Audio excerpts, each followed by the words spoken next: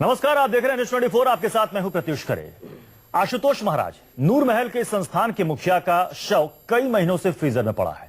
High court ने साफ तौर पर आदेश दिया है कि 15 दिसंबर तक आशुतोष महाराज का अंतिम संस्कार किया जाए, लेकिन समर्थक अड़े हैं कि बाबा अभी तक महासमाधि में लीन है, जल्द ही वो वापस लौटेंगे। लेकिन इन सब के बीच सवाल यही है कि आखिर कब थमेगी अंतिम संस्कार पर जंग, और क्या ये अंधविश्वास को बढ़ावा नहीं है?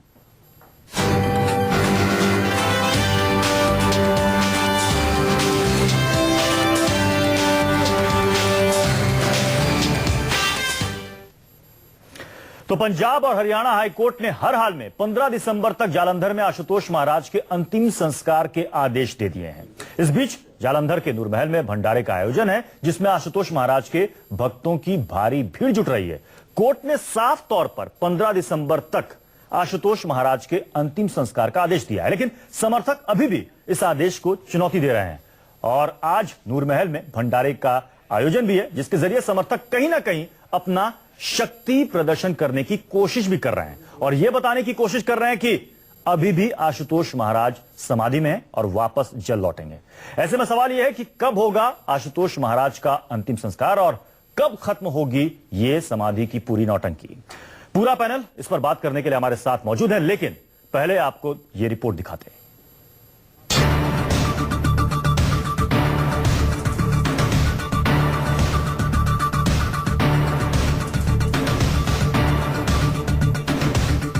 जालंधर के इस नूर महल का नूर तो कब का चला गया, लेकिन समर्थकों ने छेड़ रखी है वो अंधी जंग, जिसमें आज नहीं तो कल समर्थकों को पीछे हटना ही होगा। कुदरत के बंदोबस्त को चुनौती दे रहे हैं आशुतोष महाराज के ये चेहरे। इसी साल जनवरी महीने में ही बाबा के प्राण पक्षी अनंत यात्रा पर चले गए, लेकिन बंद दिमाग समर्थकों की फौज को अभी भी यकीन है कि उनके सदगुरु नश्वर देह में फिर से लौट आएंगे। जिस देह की संभाल 7 फाटकों के बीच डीप फ्रीजर में हो रही है, अब उसकी घेराबंदी के लिए भंडारे बुलाए गए हैं। हजारों भक्तों की भीड़ को बहकाए रखने के लिए कहीं तकनीकी का सहारा है। बाबा के लौट आने की कहानी गूंथती कल्पना लोग की वीडियो उड़ान है तो बयान है कि अदालत के आदेश को पलटवा देंगे। कानून के दायरे में बाबा की देह को सलामत रखने का उपाय कर लेंगे। नूर महल के इस डेरे पर भीड़ जमा है। हजारों समर्थकों को इंतजार है उनके गुरु की समाधि यात्रा के मंजिल तक पहुंचने का, जिसके बारे में पंजाब हरियाणा हाईकोर्ट ने आदेश दे रखा है कि 15 दिसंबर तक हर हाल में आशुतोष महाराज का अंतिम संस्कार हो जाना चाहिए। लेकिन आशुतोष महाराज के भक्त भी कम नहीं है। आदेश को चुनौती देने वाली याचिका फिर से अदालत पहुँच चुकी है, जिस पर सुनवाई होनी है और इसके बाद सुप्रीम कोर्ट तक आशुतोष महाराज की देह बचाने की लड़ाई ले जाने की तैयारी कर ली गई है।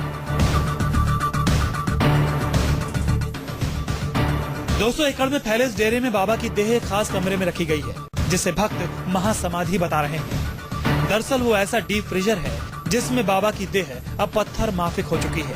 बाबा की नसों, मांस, खून सब में वर्क बनकर बर्फ चढ़ चुकी है और ऐसा पहरा बिठाया गया है कि चारों ओर समर्थकों की संभावना पूरी है कि जालंधर भी कहीं रामपाल का हिसार न बन जाए। अदालत का आदेश लागू करने पहुंची पुलिस और भंडारे में जुटे आशुतोष समर्थकों के बीच जंग का मैदान न बन जाए। एक तरफ आशुतोष समर्थक हैं तो दूसरी ओर आशुतोष महाराज यानी मधुबनी के महेश झा के बेटे दिलीप झा भी खड़े हैं। कातर निगाहों से अपने पिता के दर्शन के लिए बिलख रहे हैं। पिता की अंतिम चिता में मुखाग्नि देने के लिए बाबा के भक्तों से बेटे का हक मांग रहे हैं। हालात की गंभीरता का एहसास सरकार को भी है, लिहाजा पुलिस ने नूर महल के चप्पे चप्पे पर निगरानी बढ़ा दी है। पुलिस के दस्ते मोर्चे पर तैनात कर दिए गए हैं। संविधान और कानून की वर्दी की शक्ल में महल के इर्द गिर्द खड़ा हो चुका है। चारों ओर अब यही सनसनी है कि आशुतोष महाराज की आखिरी यात्रा को जंग के रण में क्यों तब्दील कर दिया है बाबा के समर्थकों ने। लेकिन आशुतोष महाराज के समर्थक हैं कि न गुरु के बेटे की कुछ सुनने को तैयार हैं, न अदालत के आदेश की। अंधविश्वास का अंधेरा दिमाग में ऐसा चढ़ा है कि अपने ही गुरु आशुतोष महाराज के प्रवचन भूल गए हैं, जिसमें शरीर से नहीं जीवन संदेश को अहमियत दी गई है। देह नहीं आत्मा की बात कही गई है। जन्म जन्मांतर यानी मुक्ति पद हासिल होने तक जीवन यात्रा जहां चलती रहती है, उसी देश में एक नश्वर देह को आजाद कराने का सवाल कानून, अंतिम संस्कार की परंपरा और अंधश्रद्धा में जंग का सबब बन गया है। नरेंद्र के साथ मोहित मल्होत्रा, जालंधर, न्यूज 24। तो सबसे बड़ा सवाल यही है कि आखिर आशुतोष महाराज का अंतिम संस्कार कब होगा, क्योंकि जिस तरीके से वहां पर भक्त जुट रहे हैं उस आश्रम में जहां पर आयोजन किया गया है भंडारे का, उस संस्थान में, तो सवाल है कि क्या यहां पर शक्ति प्रदर्शन करने की कोशिश की जा रही है। आपको यह भी बता दें कि 15 तारीख तक डेडलाइन भी है, क्योंकि हाईकोर्ट ने साफ साफ कह दिया है कि 15 तारीख तक आशुतोष महाराज का अंतिम संस्कार हो जाना चाहिए। लेकिन साथ ही इस फैसले के खिलाफ संस्थान ने और दिलीप झा, जो कि यह दावा कर रहे हैं कि वो आशुतोष महाराज के बेटे हैं, उन्होंने भी एक याचिका डाली है और इस पर कल सुनवाई होनी है। हमारे साथ पूरा एक पैनल मौजूद है। इस पर बात करने के लिए हमारे साथ है एच.एस. रावत जी, धर्माचार्य हैं। हमारे साथ अजय गौतम जी हैं, धर्माचार्य हैं। डॉक्टर राजकुमार शास्त्री जी हमारे साथ, विवेक विराट जी हैं, सभी धर्माचार्य हैं और सभी का अपना अपना रुख है, अपना अपना स्टैंड है। अजय गौतम जी, सबसे पहले आपसे जानना चाहूंगा कि ये जो सब कुछ चल रहा है, पूरा देश पिछले कई महीनों से देख रहा है, जनवरी से देख रहा है, क्या आपको लगता नहीं कि अब ये खत्म हो जाना चाहिए ये सारा तमाशा? आखिर क्यों कोर्ट को, कानून को चैलेंज किया जा रहा है? देखिए, पहले तो मेरा आपसे निवेदन है कि इसको नौटंकी आप तमाशा ना कहें। लाखों लोगों की धार्मिक भावनाएं आशुतोष महाराज से और उनकी समाधि से जुड़ी हुई है।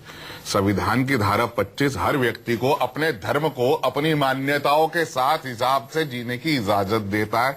अपने धर्म को और धार्मिक रीति रिवाजों को परपोगेट करने की, उनके प्रचार प्रसार करने की मान्यता देता है, इजाजत देता है।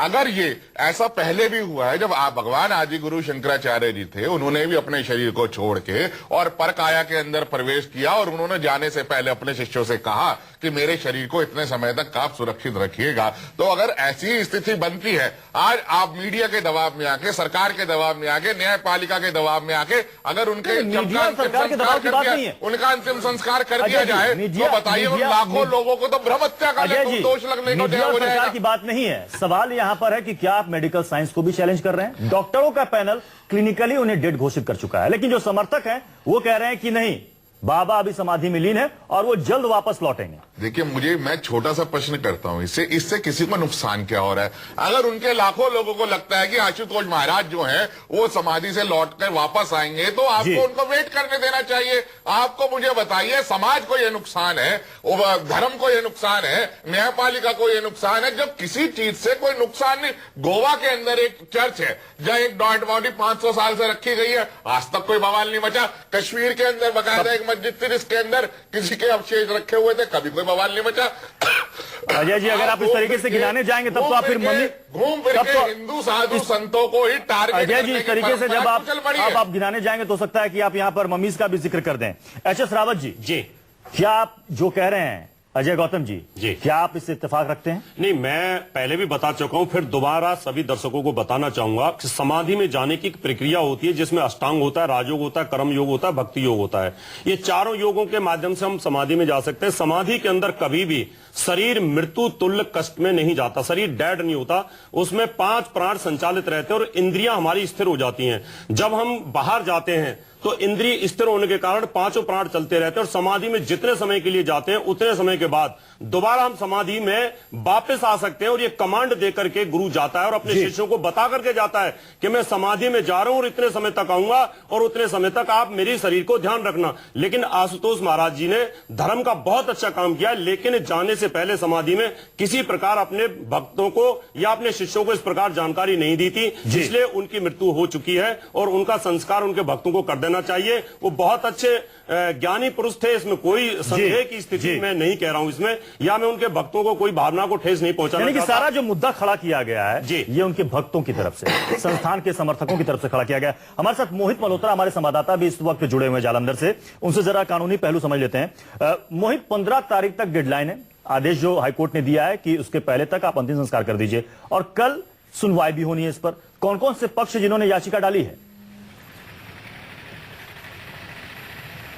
देखिए, फिलहाल इस मामले में 3 पक्ष हैं। एक तो दिलीप झा, जो कि खुद को आशुतोष महाराज का बेटा होने का दावा करते हैं और उन्होंने एक याचिका डाली है कि उनका डीएनए टेस्ट करवाया जाए, जिससे ये सच साबित होगा कि वाकई में वो आशुतोष महाराज के बेटे हैं और उसके बाद उनको आशुतोष महाराज के का जो शरीर है उसका अंतिम संस्कार करने का मौका दिया जाए। एक तो ये याचिका डाली गई है, डीएनए टेस्ट की मांग की गई है। दूसरी याचिका संस्थान की तरफ से डाली गई है, जिसमें जो पंजाब और हरियाणा हाईकोर्ट का सिंगल बेंच है उसके आदेश को चुनौती दी गई है और डबल बेंच के सामने मांग की गई है कि जो आदेश है सिंगल बेंच का उसको रिव्यू किया जाए। तीसरी याचिका जो है वो पंजाब सरकार की तरफ से है और उसमें ये कहा गया है कि हाईकोर्ट अपने आदेश में साफ करे कि अगर आशुतोष महाराज क्लिनिकली डेड हैं तो उनका जो अंतिम संस्कार किया जाना है वो कौन करेगा, क्या वो संस्थान के लोग ही करें या फिर किसी बाहर के व्यक्ति से करवाया जाए या फिर सरकार से जुड़े लोग खुद ही पहल करके उनके शरीर का जो अंतिम संस्कार है वो करवाएं। तो ये आदेश साफ किया जाए। साथ ही साथ पंजाब सरकार ने ये भी कहा है कि अगर आशुतोष महाराज के शरीर को वहां से निकाला जाता है तो पंजाब में कई जगहों पर कानून व्यवस्था बिगड़ सकती है। तो ये बात भी अपनी रखी है। इन तीनों मामलों पर जो डबल बेंच है पंजाब और हरियाणा हाईकोर्ट का, उसने क्लब कर दिया है और इन तीनों मामलों पर सुनवाई जो है वो कल होनी है। अगर ये तीनों मामलों में ही जो नेगेटिव फैसले आते हैं तो कहीं ना कहीं वो जो डेडलाइन जो पहला आदेश है वो मान्य होगा और उसके अकॉर्डिंग पंजाब पुलिस को कार्रवाई करनी पड़ेगी। चलिए, बहुत बहुत शुक्रिया मोदी इस पूरी जानकारी के लिए। विवेक विराट जी, जो सवाल हमारे संवाददाता भी बता रहे हैं कि डेडलाइन जो 15 तारीख तक की है, हालांकि कल हियरिंग भी है और सरकार को कहीं ना कहीं ऐसा लग रहा है कि कहीं कानून व्यवस्था की स्थिति ना पैदा हो जाए, तो क्या समर्थक और भक्त, क्योंकि जो आशुतोष महाराज के जो ड्राइवर है वो दावा कर रहे हैं कि सब कुछ संस्थान की तरफ से जो करोड़ों हजारों करोड़ों की संपत्ति है, सब कुछ कहीं ना कहीं इसके पीछे वही खेल है। बिल्कुल सही बात है। वैसे तो मैं अपने सभी बड़े विद्वानों से सहमत हूं, जो भी अष्टांग योग की परिभाषा बताई है, समाधि की परिभाषा बताई है और हिंदुत्व को लेकर जो बात बताई गई है, उन सब से मैं पूरी तरह से सहमत हूं। परंतु इसके साथ साथ इस बात पे विवाद है क्यों? विवाद कहीं ना कहीं अगर उनको भक्तों का है, उनके शिष्यों का है और उनके बेटे का, तो कहीं ना कहीं उनकी अरबों खरबों रुपए की जो संपत्ति है उस संपत्ति को लेके ही विवाद बना हुआ है। दूसरी सबसे बड़ी बात यह है कि अगर वो इतने ही सिद्ध पुरुष थे तो उन सिद्ध पुरुष की आवश्यकता समाज में, क्योंकि हमारे यहां कहा गया है जो सिद्ध हो गए उनकी समाज से वैराग बिल्कुल छूट जाता है, तो वो इस समाज के बीच में कर क्या रहे थे? दूसरी बात, अगर वो चले गए, इस शरीर को छोड़ के समाधि अवस्था से जा चुके हैं और जिसके पीछे इतना बवंडर खड़ा हो गया है, उनका बेटा और उनके शिष्य आपस में भिड़ गए हैं, तो कम से कम उन्हें उसी टाइम आके क्षणिक एकदम आके ये बताना चाहिए कि आप कोई ऐसा विवाद ना करें जिससे कि जनता, क्योंकि वो तो जनता की भलाई के लिए ही आए, ज्ञान उन्होंने दिया, तो कम से कम उस बात को लेकर अगर वो समाधि अवस्था में थे वो आके अपना ज्ञान तो दे। इसका मतलब कहीं ना कहीं वो समाधि अवस्था में नहीं है और ऐसा नहीं है कि समाधि अवस्था नहीं है। राजकुमार शास्त्री जी, क्या आपको ऐसा लगता है कि बेवजह इसे तूल दिया जा रहा है? समर्थक बेवजह चाहते हैं कि इससे लेकर हंगामा खड़ा हो, लॉ एंड ऑर्डर की वहां पर स्थिति खड़ी हो जाए, जैसा कि सरकार को भी ऐसी आशंका है कि अगर वहां पर ऐसा कुछ किया गया है, प्रशासन ने वहां पर कोशिश की, तो उनके समर्थक वहां पर भड़क सकते हैं। देखिए, यह जो कर्मकांड का विषय है, मृत्यु के बाद किसका संस्कार होना चाहिए, किसका नहीं होना चाहिए, मृत्यु हुई या नहीं हुई, हमारा यह शरीर 6 तत्वों से बनता है। इसमें 5 तत्वों से बनता है। 5 प्राण होते हैं और एक अलग प्राण होता है जिसको हम धनंजय कहते हैं। ऋग्वेद में लिखा गया है कि वायु अनिल अर्थेदम भस्मांतम शरीरम क्रतो स्मर कृतम स्मर कृतज्ञम स्मर। ये ऋग्वेद के 15वें कांड का 40वां मंत्र है और यहाँ लिखा है कि हमारा यह शरीर 5 तत्वों से बनता है और मृत्यु के बाद वह 5 जो तत्व हैं वो 5 तत्वों में विलीन हो जाते हैं। दूसरी बात, जहां रावत जी ने कहा कि शरीर वो डेड हो चुका है, यह शरीर कभी भी मृत्यु को प्राप्त नहीं होता है, क्योंकि इसके अंदर 5 जो प्राण होते हैं, प्राण, अपान, व्यान, समान और उदान, इस शरीर को छोड़ने के बाद एक और भी प्राण होता है जिसको हम धनंजय कहते हैं। गीता में भगवान धनंजय नामक प्राण की चर्चा करते हैं। तो धनंजय नाम का प्राण है जो मस्तिष्क में चढ़ जाता है जी, और उसकी मृत्यु होती ही नहीं। सब बात सही है। और जब तक मृत्यु आप जो बता रहे हैं कि कितने तत्वों से मिलकर एक शरीर बना हुआ है, ये लोग जानते हैं और समझते हैं। यहाँ पर मुख्य सवाल ये है कि आशुतोष महाराज के अंतिम संस्कार को लेकर ये जो बवाल है, मामला कोर्ट तक भी गया और जब कोर्ट आदेश दे रहा है तो फिर समर्थकों और भक्तों को इसमें क्या दिक्कत है, क्या आपत्ति? इस चर्चा को हम आगे बढ़ाएंगे। लेना चाहेंगे तो आज हम चर्चा कर रहे हैं कि आशुतोष महाराज का अंतिम संस्कार कब होगा। हाईकोर्ट आदेश दे चुका है, 15 दिसंबर तक की डेडलाइन है। हालांकि कल हियरिंग भी है, सुनवाई भी है 3 याचिकाओं पर जो अलग अलग पक्षों ने दाखिल की है। हमारे साथ एक पैनल बैठा हुआ है। हमारे साथ अजय गौतम जी हैं, राजकुमार शास्त्री जी हैं, विवेक विराट जी हैं, एच.एस. रावत जी भी हैं। एच.एस. रावत जी, जो बात अभी राजकुमार शास्त्री जी कह रहे थे कि देखिए हम कैसे मान लें कि उनकी मौत हो चुकी है, वो महासमाधि में है, लेकिन सवाल यह है कि जब साइंस प्रूव कर चुका है, साइंस कह रहा है, डॉक्टर्स कह रहे हैं कि वो क्लिनिकली डेड हैं जनवरी से ही, तो फिर ऐसे में फिर कहां फिर तर्क कुतर्क की यहां पर गुंजाइश रह जाती है? हमारे वेदों के अंदर साफ साफ लिखा है, जब शरीर से प्राण वायु समाप्त हो जाती है तो शरीर मृत्यु तुल्य हो जाता है, डेड हो जाता है। हमारे साथी विद्वान आदमी राजकुमार शास्त्री जी वो कह रहे हैं कि छठा प्राण होता है धनंजय। मैं बताना चाहता हूं मेरे साथी को, 5 प्राण होते हैं और 5 के 5 उपप्राण होते हैं। और ये धनंजय जो प्राण होता है, धनंजय, नाप, उकर्म, कूर्म, ये उपप्राण में आते हैं। जैसे 5 इंद्रिय होती है, 5 कर्म इंद्रिय होती हैं। आज उनको फ्रीजर में रखा हुआ है, अगर आज उनको वहां से हटा देते तो 24 घंटे में उनका शरीर नष्ट हो जाएगा। उसमें कहीं ना कहीं कीड़े आ जाएंगे, कहीं ना कुछ तकलीफें आ जाएंगी। ये तो फ्रीजर की वजह से सुरक्षित है ना। आप उनको ओपन रख दीजिए, 15 से 20 दिन में सारा शरीर ही खत्म हो जाने वाला है ओपन एयर के अंदर। इसलिए जब हमारे 5 प्राण संचालित, एक मिनट, हमारे 5 प्राण जब संचालित रहते हैं शरीर के अंदर, तो उसके अंदर दशरथ की मृत्यु 5 प्राण जब शरीर को भी सुरक्षित रखा गया। सुरक्षित रखना एक अलग विषय है, आयुर्वेद का विषय है। अगर सुरक्षित रखा है तो उसमें अपराध कहाँ है? अपराध नहीं। 5 तत्व, 25 प्रवृत्तियां, 10 दिशाएं और 24 इंद्रियां जो आपस में है वो मिलके बनती है मानव। और उन्हीं इंद्रियों के अंदर भी कुछ इंद्रियां इस प्रकार की होती है जिनके अंदर ये क्षमता होती है कि कितने लोगों को आपने देखा होगा कि वो अपने यानी आप मानने को तैयार नहीं, वो वापस अजय गौतम जी, राजकुमार शास्त्री जी, आप दोनों मानने को तैयार नहीं है। आशुतोष महाराज की मौत हो चुकी है, उनका निधन हो चुका है, आप दोनों मानने को तैयार नहीं। आप कह रहे हैं समाधि की अवस्था में है। अगर अवस्था है तो समाधि अवस्था में मृत्यु कैसे घोषित? किसी भी कीमत पर समाधि में नहीं है। डॉक्टर की बात अगर आप कहते हैं,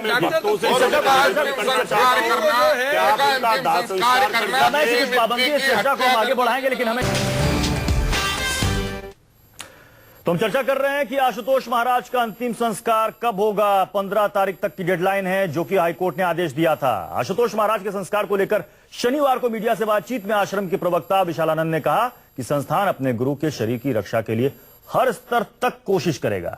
उन्होंने यहां तक कहा कि कानून के दायरे में रहकर ही संस्थान अपनी लड़ाई लड़ेगा, चाहे सुप्रीम कोर्ट तक क्यों ना जाना पड़े। ऐसे में बड़ा सवाल है कि प्रशासन हाईकोर्ट के आदेश की तामील कैसे कर सकेगा।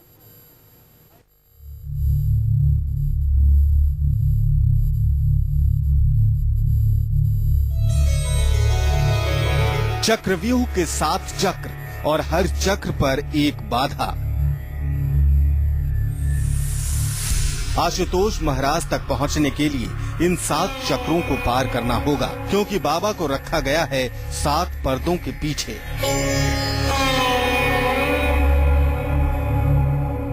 इस चक्रव्यूह की एक एक तस्वीर आपको दिखाएगा न्यूज 24।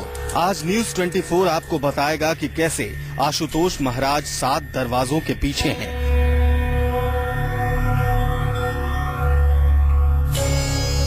तो चलिए आपको दिखाते हैं डेरा नूर महल की एक एक तस्वीर।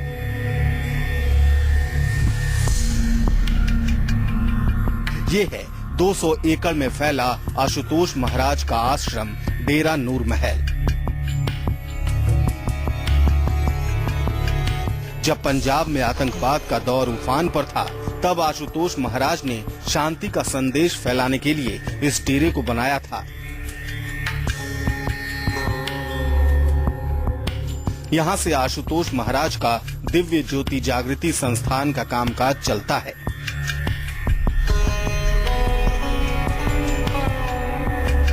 और ये है आशुतोष महाराज तक पहुँचने के चक्रव्यूह का पहला व्यू, डेरा नूर महल में घुसने का पहला गेट। आशुतोष महाराज तक पहुंचने के लिए इसी रास्ते से डेरा नूर महल में दाखिल होते हैं भक्त। यहाँ मेन गेट के पास ही आश्रम के गार्ड्स तैनात हैं।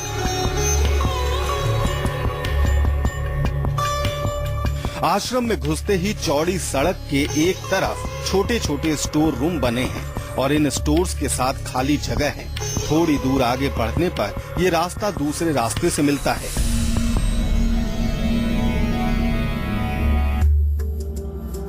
आशुतोष महाराज तक पहुंचने के लिए यहाँ से बाएं मुड़ना होगा और बाएं मुड़ते ही मौजूद हैं गार्ड्स।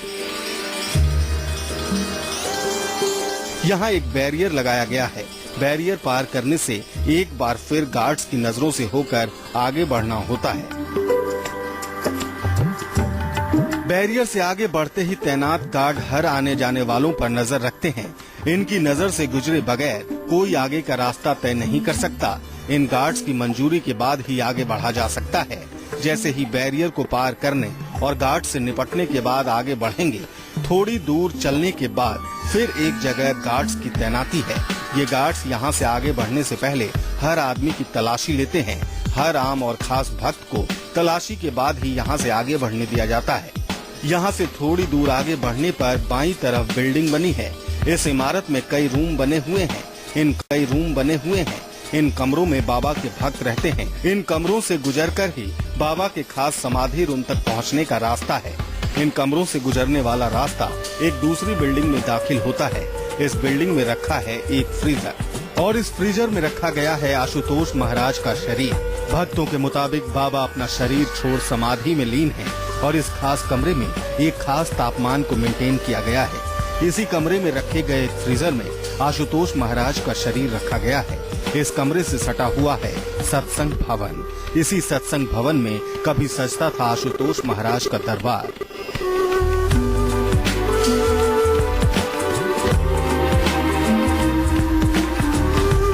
आशुतोष महाराज इसी सत्संग भवन में भक्तों के बीच प्रवचन दिया करते थे। आश्रम के ठीक बीच में बनी इस बिल्डिंग में आशुतोष महाराज का शरीर रखा गया है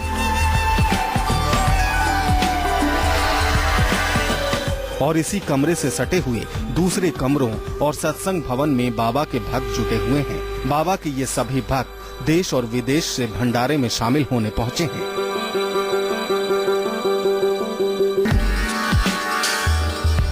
आश्रम में थोड़ा आगे बढ़ने पर दूसरी कई इमारतें हैं। इनमें एक दूसरा सत्संग भवन है। इसी सत्संग भवन के साथ ही स्टोर रूम और गौशाला है।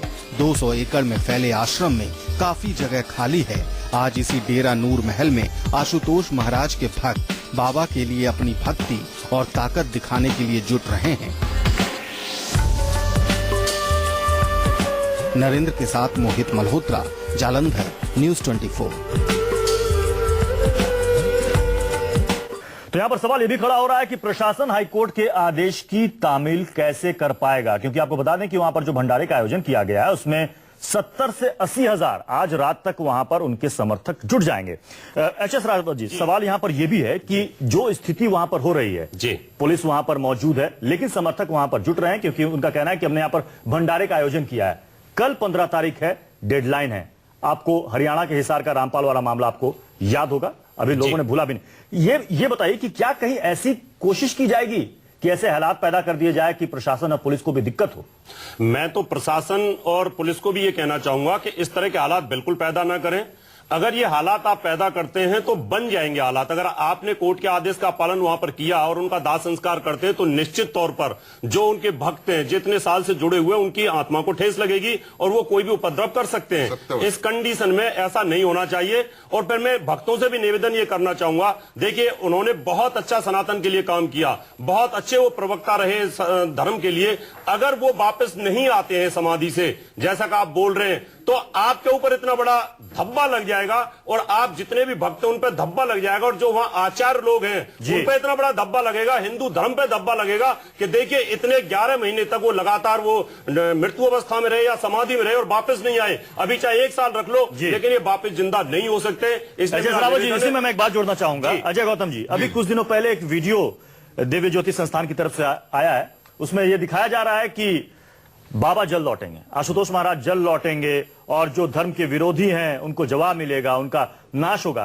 तो ये क्या कहने की कोशिश की जा रही है कि बाबा की मौत नहीं हुई है, आशुतोष महाराज जीवित हैं, महासमाधि में हैं, वो लौटेंगे? आखिर क्या कहने की कोशिश हो रही संस्थान की ओर से? जटाटवी गलत ज्वला प्रवाह पावित स्थले गले लंब लंबितांग भुजंग तुंग मालिकाम डमट डमट डमट डमट निवाद वट डमरवयम चकार चंड तांडवम तनोतु ना शिवा शिवम। जब भी कोई चीज धर्म के खिलाफ होती है, जहां पे धर्म को नुकसान होता है, तो वहां जो मृत्यु का अधिष्ठित देवता है भगवान धर्म को नुकसान कौन कर रहा है? रुद्र, तो वो कहीं ना कहीं प्रकट होते हैं और धर्म की रक्षा करते हैं। यहाँ जो भी कुछ है, एक साधु के साथ, एक सन्यासी के साथ उसके शरीर को लेकर बिना बात विवाद किया जा रहा है, उसकी समाधि पे इस तरीके के प्रश्न चिन्ह लगाए जा रहे हैं। ये वास्तव में कहें ये धर्म के विरुद्ध है। सारा आचरण जो है ये धर्म के विरुद्ध है। कितने आप अपने पुराण उठाकर देख लीजिए। अब कल को कहेंगे कि जो भगवान गणेश का सर काट दिया तो आप कहेंगे जी डॉक्टर तो इसको मार ही नहीं सकते कि इंसान के ऊपर जो है किसी भगवान किसी हाथी का सर लग जाए, तो आप हमारी धार्मिक मान्यताओं में कुठाराघात कर रहे हैं विज्ञान की आड़ लेके। एक बात से शायद आप सभी इत्तेफाक रखते होंगे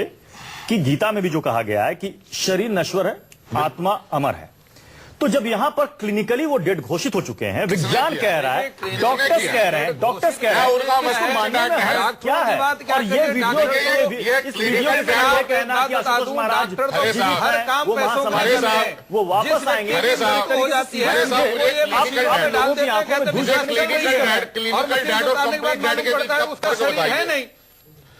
अगर मैं मेरे साथ मेरे मित्र बैठे हैं विराट जी, मैं कहता हूं कि मेरे को जो है ना कोई किसी को अगर बिच्छू काट जाए तो उसको ठीक करना आता है, तो पहले का मैं इनको बिच्छू से कटवाऊंगा, तब जाके आपको यकीन आएगा। अगर उन्होंने ये तो वो तो विश्वास वाली बात होगी ना। तो अगर कोई कहेगा किसी ने किसी को सांप से काट दिया, सांप से कटवा तो जीवित हो जाएगा, लाखों करोड़ों भक्तों को, उनके लाखों करोड़ों भक्तों को अगर ये लगता है कि आशुतोष महाराज वापस आ सकते हैं, तो उनको स्पेस देना चाहिए, समय देना चाहिए, ताकि उनको ये ना लगे कि जल्दबाजी में हमने संस्कार कर समय दिया। तो बहुत और समय काफी हो गया। उनके ऊपर जनवरी से हम दिसंबर में बात कर रहे हैं, जनवरी से ये मामला सामने है और दिसंबर की बात कर रहे हैं, समय काफी हो चुका। यहाँ कई आप एक साल की बात कर रहे हैं, कितने उदाहरण हैं कि हजारों समय के बाद तप करते थे और योग के द्वारा समाधि पर जाकर के हजारों वर्षों तक तप करते थे।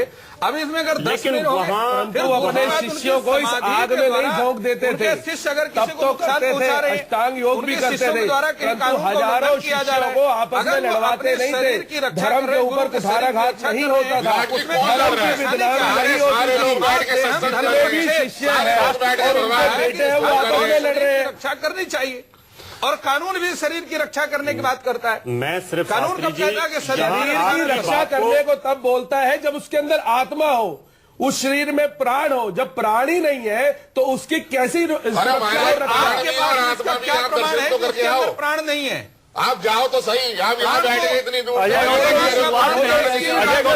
अजय गौतम जी शुरुआत में तो वहां पर डॉक्टर्स को ना ही बाहर के किसी अधिकारी को अंदर जाने दिया जा रहा था कि जाकर के वो देखें कि अंदर में आशुतोष महाराज किस स्थिति में है। सिर्फ इतना कहा जा रहा था कि अभी आशुतोष महाराज समाधि में, कोई इनको देख नहीं सकता, कोई उनको मिल नहीं सकता। तब ये बात निकलकर सामने आई, जो उनके ड्राइवर हैं, जो कि बार बार कह रहे हैं कि संस्थान के कुछ लोग, कुछ समर्थक जानबूझकर ये हवा खड़ा कर रहे हैं कि बाबा अभी इस महासमाधि में। पूरा मामला यहाँ पर संपत्ति को लेकर है, 1,500 करोड़ से ज्यादा की संपत्ति है।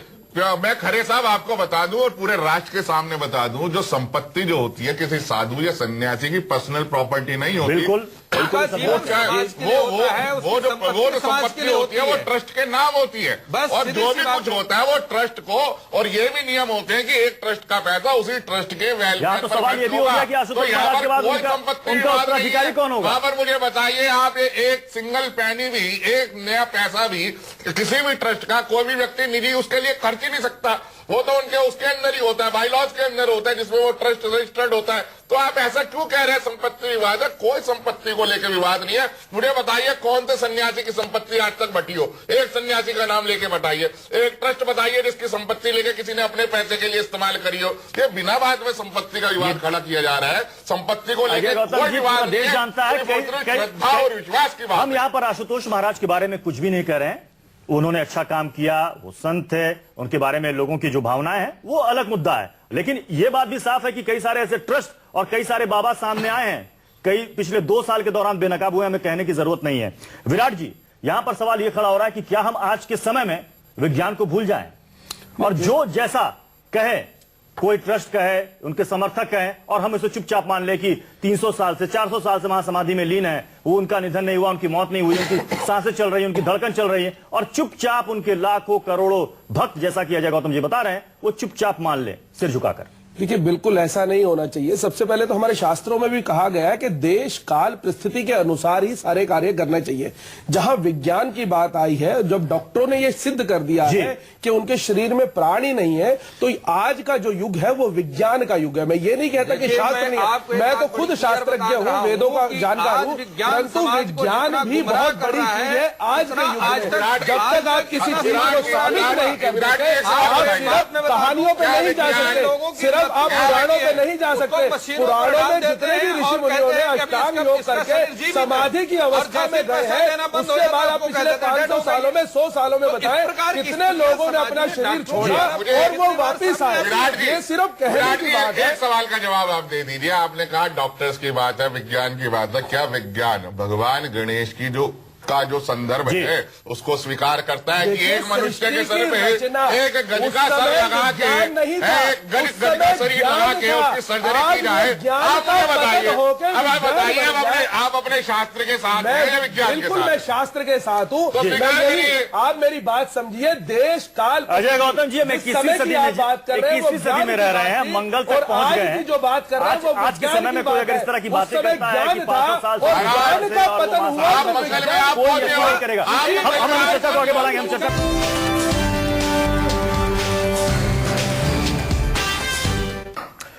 तो हम चर्चा कर रहे हैं इस सवाल पर कि क्या आशुतोष महाराज का अंतिम संस्कार कल तक हो पाएगा, जैसा कि हाईकोर्ट का आदेश है। हालांकि कल इस मामले में सुनवाई भी होनी है। हमारे साथ तमाम धर्माचार्यों का एक पैनल बैठा हुआ है जो इस मुद्दे पर हम लगातार बहस कर रहे हैं। एच.एस. रावत जी, जो बात लगातार अजय गौतम जी कह रहे हैं, राजकुमार शास्त्री जी कह रहे हैं कि हम उन्हें मान ही नहीं सकते कि उनकी मौत हो चुकी है, वो महासमाधि में, और कैसे आप धर्म को, शास्त्र को आप कैसे गलत ठहरा रहे हैं। तो आज के युग में जो 21वीं सदी में रह रहा है वो कैसे इन सब बातों पर यकीन करे? जब कोर्ट कह रहा है, जब डॉक्टर्स कह रहे हैं, तो क्या दिक्कत है, क्या आपत्ति है? बेवजह से तूल क्यों दिया जा रहा है भक्तों की ओर से, समर्थकों की ओर से? मैं सभी भक्तों को यही निवेदन करूंगा कि गुरुजी में समाधि की एक प्रक्रिया होती है जिसको बता के जाते हैं, क्योंकि कभी भी इसमें शरीर समाप्त नहीं होता है। समाधि में समाधि दो प्रकार की होती है।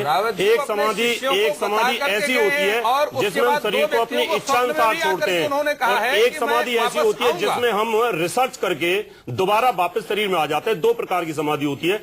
अगर इन्होंने समाधि ली होती कि शरीर मुझे वापस नहीं आना, तो अपने ये भक्तों को बोल के जाते, और अगर इन्होंने वापस आने की कमांड दी होती शरीर को, तो वापस जरूर आते। लेकिन जब शरीर में से आत्मा कंप्यूटर थोड़ी ना रावत नहीं, कंप्यूटर होता है, ये ब्रेन है। जैसे आपको संस्कृत के श्लोक रटे हुए हैं ना, कंप्यूटर की तरह धड़ श्लोक बोल रहे हो, इसी प्रकार से हमारे ब्रेन में कमांडिंग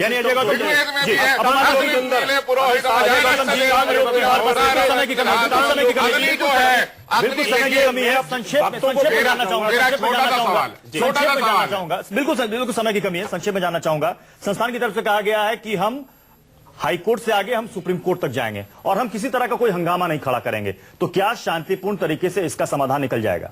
देखिए, शांति अभी भी शांति है वहां। बताइए, दिव्य ज्योतिष जागृत संस्थान के किसी भी व्यक्ति ने ना तो कानून व्यवस्था को अपने हाथ में लिया है, ना वो लेंगे। मैं ये आश्वस्त कर सकता किसी सवाल पर बहस हो सकती है, मैं वही कह रहा हूँ। और उनके हंगामा नहीं खड़ा करना चाहिए। हाईकोर्ट के आदेश को चुनौती देने का भी अधिकार सुरक्षित है। अगर वो बहुत बड़ी है, अगर समाधि से बड़ी है, नहीं आए तो बहुत कम पड़ रहा है इस चर्चा में, इस डिबेट में। आप सभी मेहमान हमारे साथ आए, जुड़े, बहुत बहुत शुक्रिया। अब देखना है कि हाईकोर्ट के आदेश का पालन क्या प्रशासन की तरफ से कल तक हो पाएगा। हालांकि कल इस मामले में सुनवाई भी होनी है।